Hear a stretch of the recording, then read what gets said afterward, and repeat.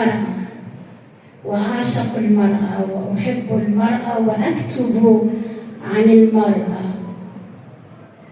مجاراة لأبي القاسم الشابي.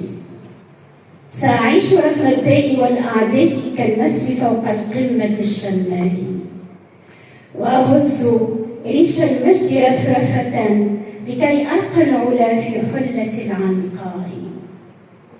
أجتاز سدر المنتهى في بهجة وتحفني الآلاء في العلياء.